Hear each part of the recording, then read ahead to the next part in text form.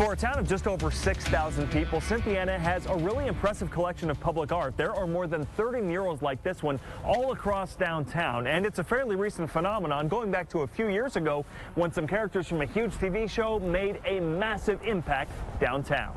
It's hard to imagine a city with a higher ratio of art to people. I love public art and murals because of the sense of community it helps to build. Cynthiana's public art scene really took off in 2016. International artist Sergio Odith created the Walking Dead mural, paying tribute to the original comics creator and illustrator who were from here. He also created a massive portrait of Cynthiana native and UK basketball legend Joe B. Hall. Since then, public art has really flourished here. It's not in a gallery, it's not expensive, it's free.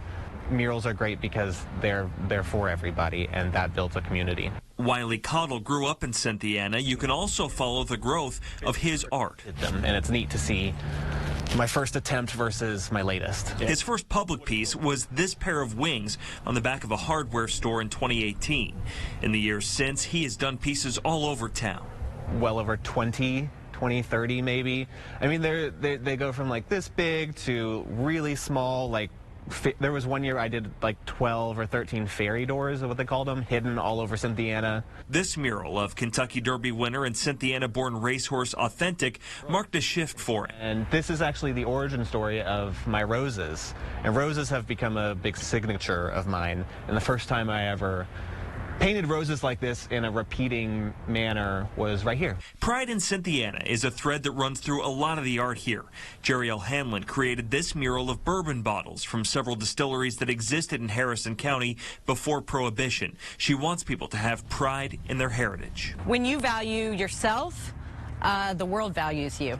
There were, so many stereotypes from the Beverly Hillbillies, and I think people were ashamed of that, especially intellectual people, cultured people. They didn't see, being barefoot as something to be proud of or having an accent even. And that's sad because the mindset of the people who live here, have always lived here, it's really created something incredible. Cottle says he feels that sense of appreciation for where he's from. I am so proud to be from such a small city in Kentucky. And I love it so much because, despite how small it is, it's one of the most open-minded cities in Kentucky. Murals like this, he says, create a way for people to connect with the arts, literally. I did a mural at the Gray Line station, and you can see where people pose because their foot marks are have smudged it so much.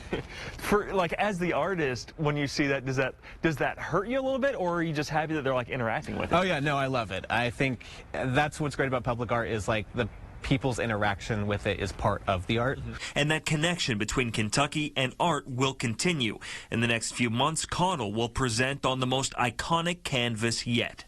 Yeah, and the Derby Artist 150, so. And in a way, you can trace it all the way back to the sidewalks of Cynthiana. It's really come full circle. Who knew, roses would take me so far. And the arts here in Cynthiana aren't just limited to these murals. They've also got a gallery, live music, and live theater. So if you're looking to take in some art or maybe make some of your own, you'll have plenty of opportunities here. In Cynthiana, Sean Moody, LEX 18 News.